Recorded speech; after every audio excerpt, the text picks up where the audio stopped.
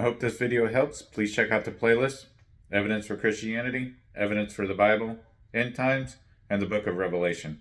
I'll leave links in the description for all four. Enjoy.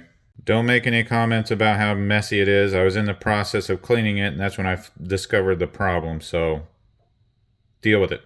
So I just recently had a scare with my AeroGarden, and there's the model number 100690-WHT. And see, it's intermittently working, and you can wiggle this, there you go, to get it to start working again. And when I was moving it around and I was wiggling this, I noticed it was extremely hot and it smelled like burning plastic. So I had a very close call. Either potentially could have started a fire, or maybe close to the point that it could have started to melt this and catch on fire. But anyway, it's got a bad connection there where this adapter plugs in, and I unplugged it and looked inside to find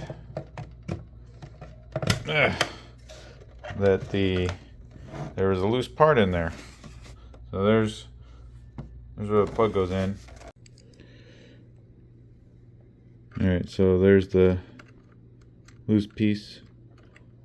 Oh, just got enough magnet. My screwdriver is magnetic enough to pull that out. So there's your piece. And because of the crack in this, we got a poor connection. It'll heat up the connection because it gets some resistance, and then it drops voltage across that part. So when it cracked, it probably lost its springiness and it wasn't pushing hard up against the connection there, and then that's why it was a really poor connection, high resistance connection, and then dropping voltage and burning up. So I will show you how to replace this part. Got to get it ordered. So until I get the parts that I need to be able to get this thing working. I do not recommend you do this. I'm just showing you what I'm doing in order to get mine back up and running. So since that top part, the springy part, is missing, I just got underneath the very bottom part of it where the remaining piece of it is, and pried it up as hard as I could, basically up until it touches that center conductor.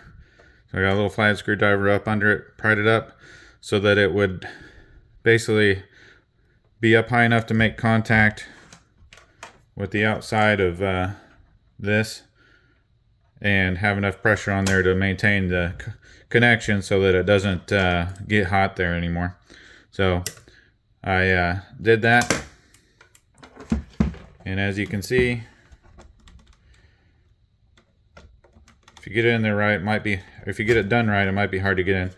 So nice tight fit, and oh, that's bright, and still works. So that's what I'm doing until I get the new part in to actually fix it correctly. Okay, so I got the new part in order to fix it. I'll leave a link in the description for this. I got a whole pack of these. So here's the pack of connectors that I bought from Amazon.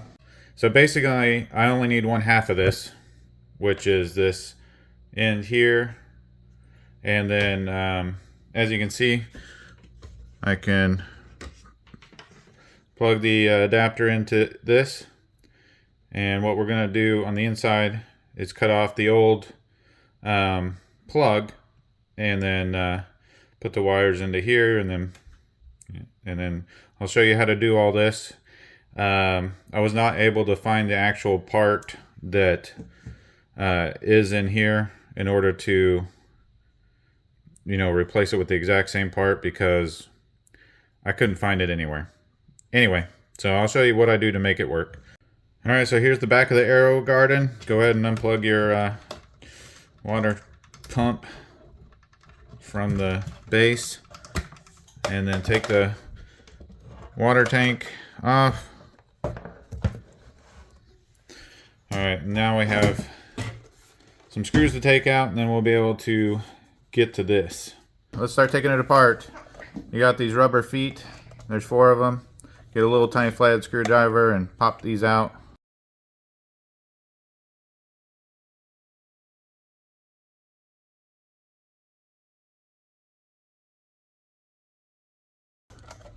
Alright, now with those rubber feet out, I can get to the screws. I'm going to take out this screw, these 2 screws for the light, and these 2 screws. And also take out this screw.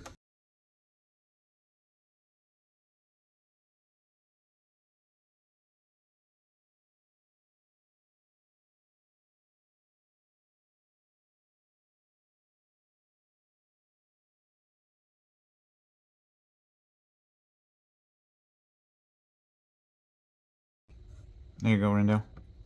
Here's another screw.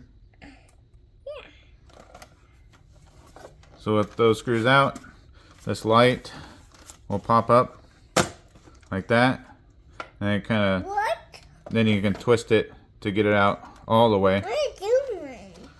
So now we can kind of pick that up, and there's the inside. So here's the part that we need to take out.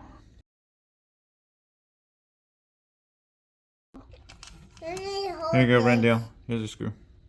And now we can take this off, and then you can pinch right here. There's a little tab you gotta pinch over, pinch, and then you can wiggle it unplugged. There you go. So this is what we have. All right, I'm gonna cut the wires on this, and then go ahead and put the wires into these terminals. And then I'm going to force this thing through that hole to make a nice snug fit to hopefully stay there. So here it is. Let's go ahead and cut the wires off, and then we're gonna strip the wires.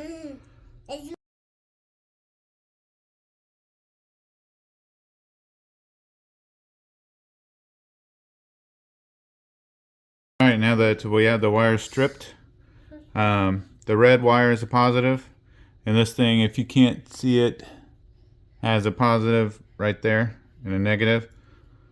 So you can put it in there, and I like to fold over the end before I stick it in.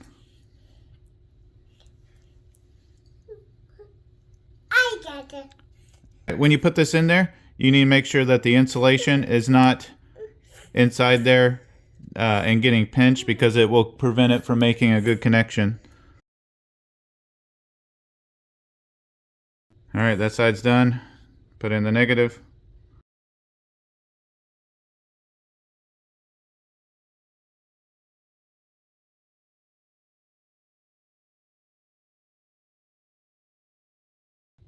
Alright, it's on. Okay, now that I'm ready to put this back in, I'm just going to kind of force that into that hole there, that square hole. Force this round peg into a square hole there. Nice and snug. And this part is going to go down on top of it. Alright, so putting them back together is a little tricky because you have to get these wires into slots so they don't get pinched. So this one has a little slot right here. You can see it. That you put these 2 wires down into.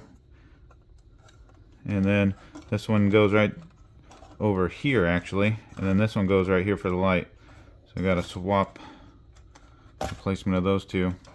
And then somehow figure out how to get it down without pinching it.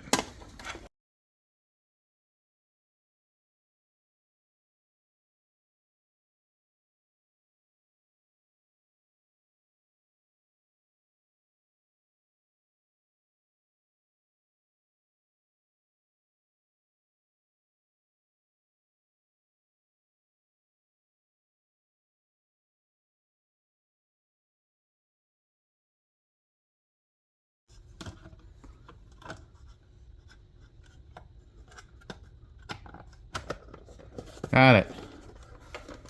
Alright. I'm going to put the 4 screws in around the corners first to keep it all together, Can I have 4 screws, Brindell?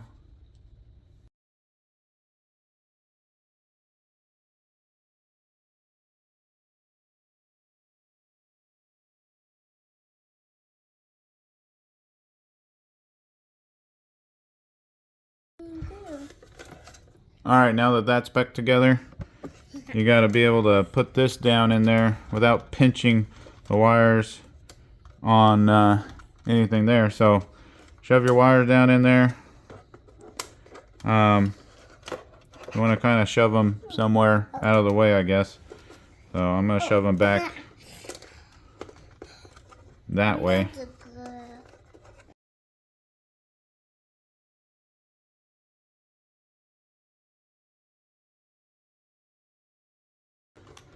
Now let's hook that on there and turn it so we can. Alright, so make sure it feels like it's not pinching anything and it's actually down all the way, which this one is not. I got that wire shoved up there, and this has been the best way that I found. So like this, kind of shove it.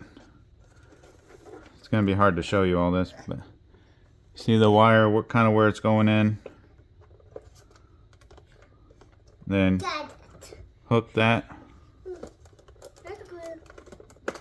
Get that wire though to where it's on the other side of this screw hole, so it needs to be on this side. So I just shoved the wire back up there. Then you can put this down there. That wire keeps getting in the way. Get it up there. There we go. Now it's in there. Turn it. And then it should, if it's in there correctly, should latch in there and then have a latched fit. So it's latched in there now, and I don't feel any, didn't feel like any wire was in the way getting pinched. So now let's put the screws in.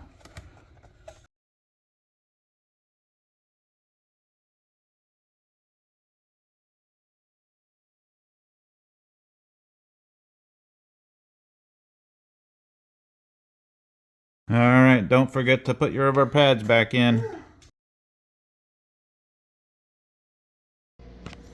So I'm just going to put a few dabs of super glue around this in order to keep it from coming out. I'm pretty sure the compression fit is good enough, but I just want to make sure. And that's how it looks. You can see it's just past the housing just a little bit. Alright, so moment of truth. Let's put it all back together. And here we go. Fit in there real good.